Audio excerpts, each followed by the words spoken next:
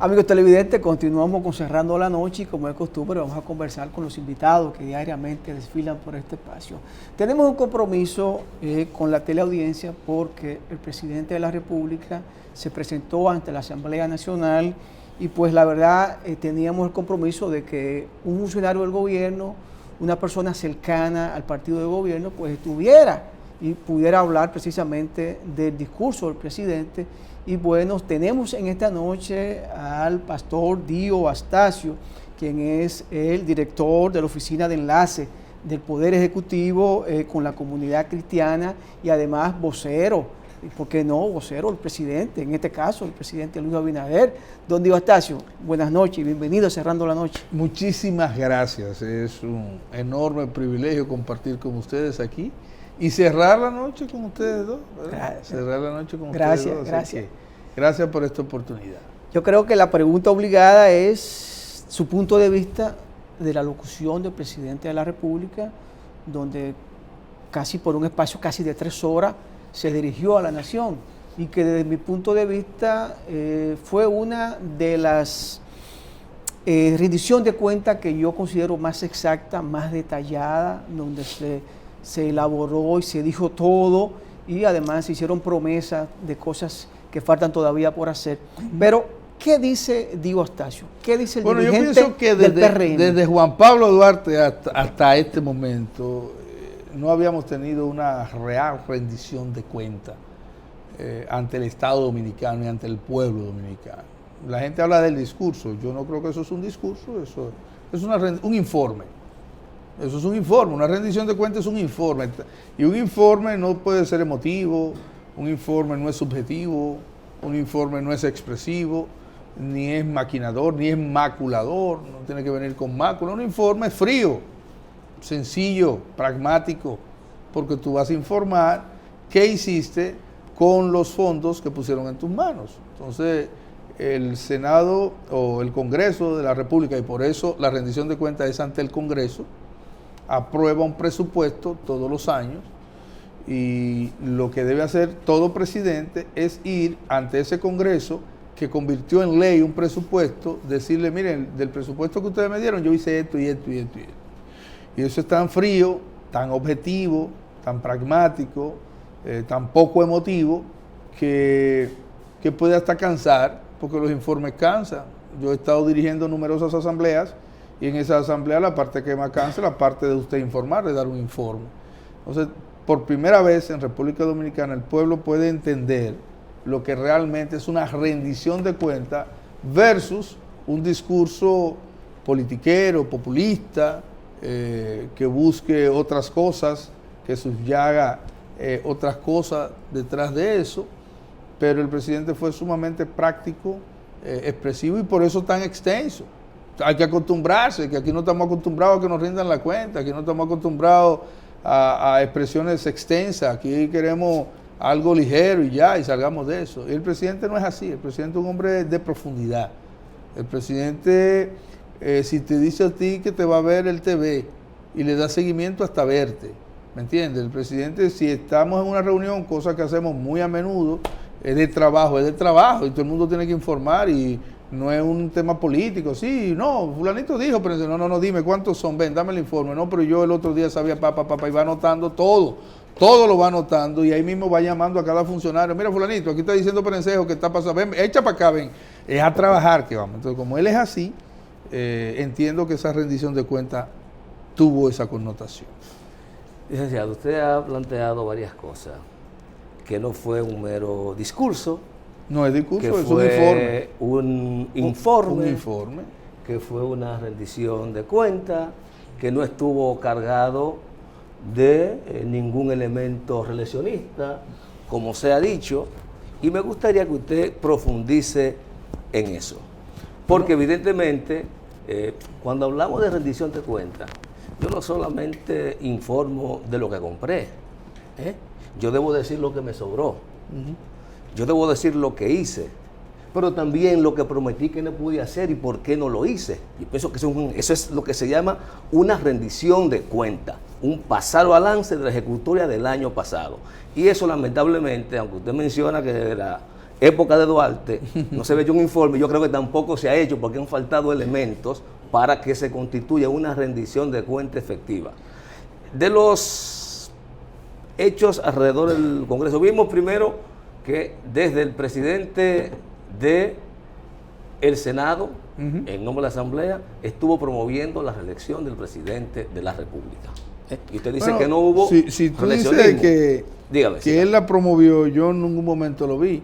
Pudo haberlo insinuado, pudo haberlo dejado caer, pero promoverle es una cosa, decir, voten 4 años más por el presidente, eso yo nunca lo vi. Porque no estamos votando, estamos promoviendo la reelección. Pero ahora, dime cómo, o sea, cuando se dice su primer periodo es poco delicado, decir que su único periodo, o sea, si lo hubiese dicho uno de la oposición, que en este caso tampoco podemos decir que él es de nuestro partido, porque gracias a Dios y por primera vez, o sea, en mucho tiempo, tú tienes un presidente del Senado que no es del partido de gobierno.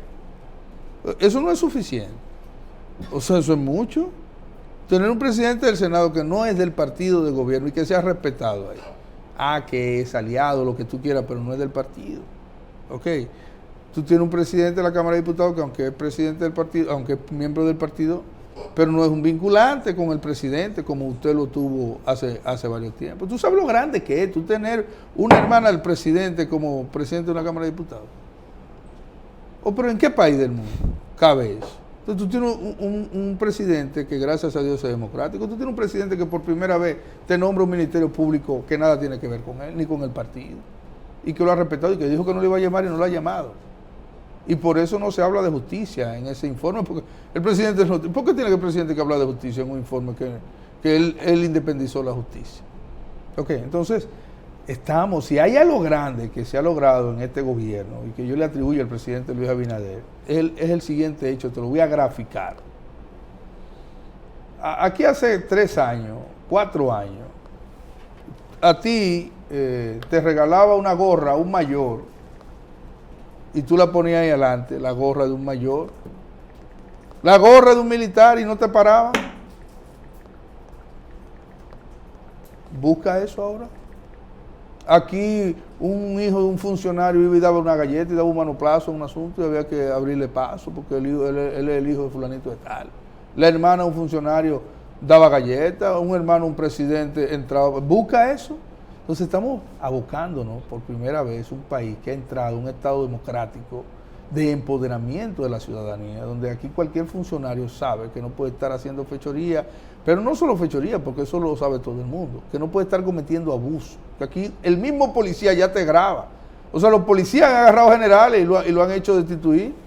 Entonces, que un presidente del Senado haga una insinuación no quiere decir necesariamente que él tomó eso como un escenario para promover la reelección. Puede dejar ver algo. Ahora, tú dices que faltaron.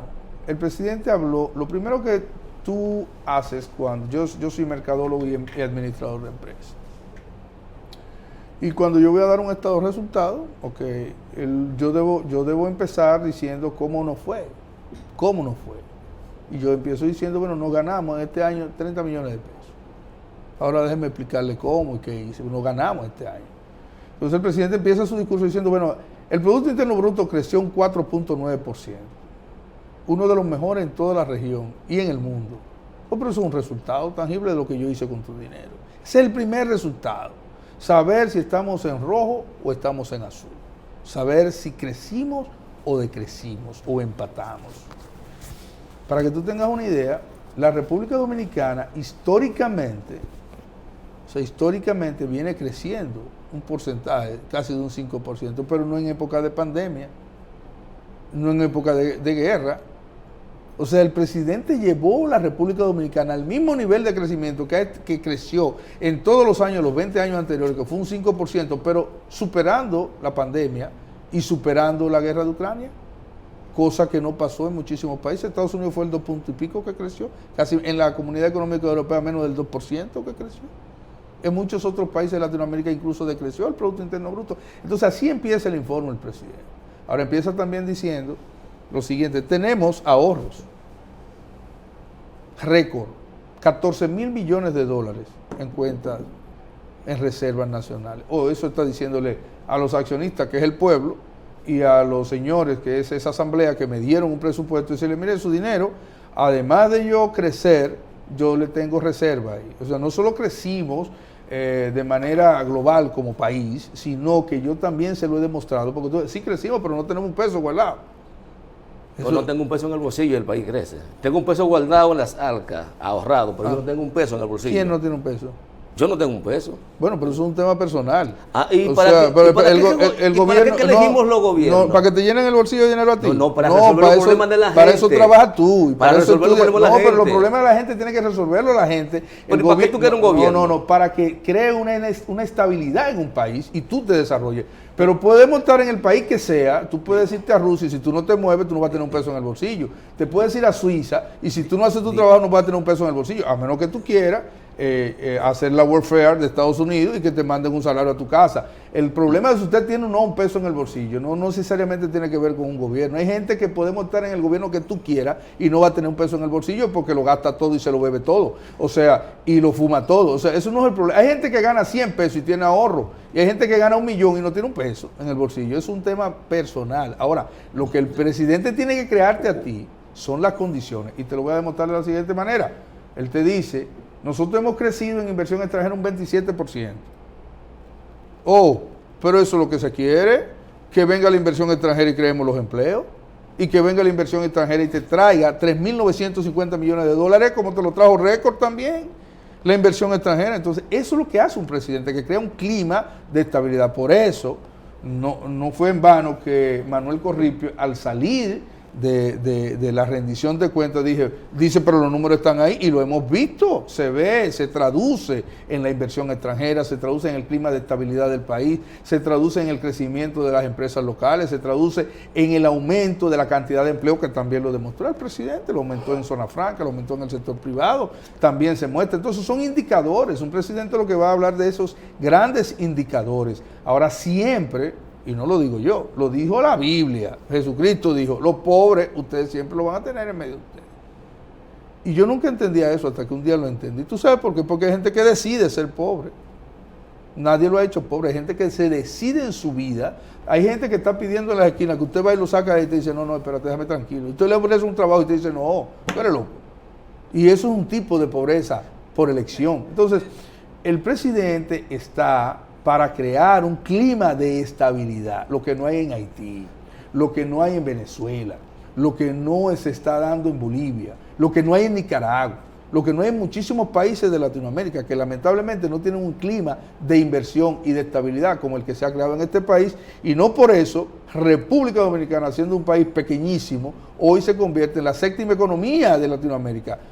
Se convierte en la séptima economía de Latinoamérica. Entonces, eso es lo que debe hacer un presidente. Digo, eso es importante, el crecimiento. Es lo más importante. No, es importante. Es lo más importante. El crecimiento económico. Porque en yo no ningún sé país. Si tú quieres que te manden dinero al bolsillo, dime dónde país, me lo mandan para yo en ningún país puede ser un fin en sí mismo sin un medio. Sí. Yo entendía que el Estado, que está hecho y que se elige un presidente para que contribuya a resolver los problemas de la gente, es decir, a garantizar los derechos fundamentales. Y por que ejemplo, la economía crezca. Pero dime cuál derecho no está garantizado. Porque, por ejemplo... el derecho a la salud está garantizado. Bueno, por ejemplo, a la educación, a la comida. Pero vámonos por partes. Vámonos a la salud, por ejemplo. Pero, señores, el SENASA, un seguro privado, a ti te cubre $1 millón por colisión en impacto. El SENASA aumentó a $2 millones. Y se le ha dado casi a la totalidad de los dominicanos. Aquí todo el que quiere un seguro del SENASA lo tiene, y va y le hacen todos los exámenes gratuitos. Que hayamos tenido deficiencias acumuladas, número uno, acumulada en 20 años, que no se invirtió en el sector salud, la tenemos, no se puede resolver en 1 año y medio. Que a ese año y medio en tema de salud se le sumó la pandemia, donde se gastaron casi 38,000 millones de pesos. ¿Por qué tú quieres? A pesar de eso, nosotros tenemos hospitales que están supliendo salud, nosotros tenemos gente que va a los hospitales y se les resuelven los problemas, mejor que en otras circunstancias. De eso te estoy hablando. Lo segundo, me hablas del tema de la comida. Pero señores, nosotros dimos 40 mil millones de raciones de comida más. O sea, cuando lo que se dieron fueron 6.000 raciones en los comedores económicos, nosotros tuvimos 40.000 raciones de comida. 40.000 millones de raciones de comida. ¿Me está copiando? Totalmente gratis. Pero tú sabes que es lo peor de eso, que fue con el mismo presupuesto que gobiernos anteriores dieron 6.000 raciones de comida, 6.000 millones de raciones de comida. El presidente dijo que iba a dar la doble. ¿Y qué era la doble? Que de 800 pesos que le estaba dando el presidente pasado, el presidente le iba a dar el doble y se lo está dando. Pero no solo está dándole el doble del dinero, sino que le estamos dando el doble al doble de personas. Entonces tú me dices si esas no son soluciones a los problemas de la gente básicos. Si tú quieres que lo que le llegue a la persona sea por un tubo, la comida a su casa, eso no se puede. Usted me regala un segundo. Me regala un segundo. Pienso que está haciendo una caricatura de un problema muy serio. No, pero aquí no se trata, es que ¿cuál es la función del Estado y para qué se elige un presidente? Se elige un presidente para crear estabilidad, crear un clima de negocio, crear un ambiente para que la gente pueda encontrar trabajo, para que pueda ahorrar en bancos sanos, ¿me entiendes? Para que pueda estudiar y tú ganando 16.000 pesos y la canasta familiar sobre 25. Bueno, vamos arriba. Ganando 16.000 pesos, pero hoy con esos 16.000 pesos compras 58 pollos más que lo que tú ganabas en años anteriores. Ese es el discurso. No, ese es el discurso, esa es la realidad. Porque la realidad es que el pollo está más caro. Pero claro que está más caro, pero el salario mínimo salario mínimo está más alto. El salario mínimo está más alto. Bueno, no alcanza. Pero hermano, lo dice el Banco Central, no yo. Pero perdóname, porque los contextos, tú no me puedes decir a mí que la gasolina está cara, porque yo creo que tú me digas en qué país del mundo la gasolina está barata. Tú no me puedes decir a mí que la harina está cara, porque tú no me puedes decir a mí que en un país del mundo, porque eso es populismo, eso es falta de realidad. O sea, usted tiene que decir, en el mundo entero la comida ha subido y nosotros somos una isla que no produce trigo, que produce harina, porque se la estamos conscientes que hay factores externos, hay factores externos que nos están golpeando. Estamos conscientes de eso. Estamos conscientes de eso. Cojo es venir aquí a decir que el Estado no está para resolver los problemas de la gente. No, el Estado sí está para resolver los problemas de la gente. El Estado está para resolver los problemas, pero no para resolver los problemas particulares tuyos. No es para resolver tus problemas particulares, ni para llevarte a decir, porque tú me dijiste que tenías, espérate, que tú me dijiste, porque el entrevistado soy yo. Sí. Esto no es un debate, esto es una entrevista. Usted me entrevista. Es una conversación. No, usted está. Entonces, mira una cosa. El Estado está para garantizar estabilidad de un país. El Estado está para garantizarte trabajo a ti y mano de obra. El Estado está para garantizar que los precios de los combustibles, aunque valga la necesidad de aumentarlo, crea un subsidio como se creó de 38.000 millones de pesos. Bien. Para que tú puedas comprar gasolina a 245 pesos, que pudo estar a 300, como ha estado en otros países. Para eso está el Estado. Pero el Estado no puede eximirte a ti de tu responsabilidad de salir a la calle a hacer tu trabajo. No, Entonces tú no me puedes acusar a mí de que tú tienes el bolsillo vacío, porque eso es culpa del Estado. Eso no puede ser culpa del Estado. Discúlpame, yo pienso que la conversación es interesante ahora. Tú no puedes decir a mí que los combustibles, no me puedo quejar del precio de los combustibles. Es que no te puedes quejar. No, porque fui yo que en campaña dije que el gran componente de los precios de los combustibles en el país estaba afectado por una ley de hidrocarburos que grava. Ciertamente. Y el gobierno del cambio se comprometió con este país. ¿Cuál es tu pregunta? Porque yo te voy a hacer una pregunta a ti, como yo soy el que estoy entrevistándote. Se comprometió con este país. Entonces yo te voy a hacer una pregunta. ¿A cómo estaba el combustible, el barril de petróleo antes de nosotros tomar el gobierno? Te voy a preguntar ya. Pero dime cómo estaba. Pero no es que se comprometió. Se comprometió bajo una base. Con el permiso de ustedes dos. Se comprometió bajo una base, hermano. O sea, nos comprometimos. Pero si tú tienes el precio del combustible a $45, yo te digo a ti, bajo las bases de estabilidad que hay, tú puedes vender un combustible más barato. Ahora, si el combustible, el barril de petróleo, te sube a ti a $120, a $90, tú no puedes garantizar eso porque las cosas se salen de las manos. Tú quieres que hagamos pólvora, o somos alquimistas, o sea, ¿cómo podemos sencillamente hacer? Que el Congreso, la ley que se llevó, pero es que la ley no es lo que sube el combustible, ni lo baja solamente. También es el precio del combustible que tú compras fuera del país. ¿Me entendiste? O sea, si tú lo compras a $45 y nosotros vendimos el combustible casi al mismo precio, comprándolo a $120, comprándolo a $90, que el precio del combustible que vendió el gobierno anterior, cobrándolo a $45, ¿quién está mal? Don Dio Astacio, con su permiso tenemos que ir a una pausa. Señores, conversamos con Sí, don tráigame Dio algo, porque este Astacio, hombre, quien es director de la tema- Oficina de Enlace del Poder Ejecutivo con la comunidad cristiana y dirigente importante del partido de gobierno. Vamos a la pausa y volvemos en breve.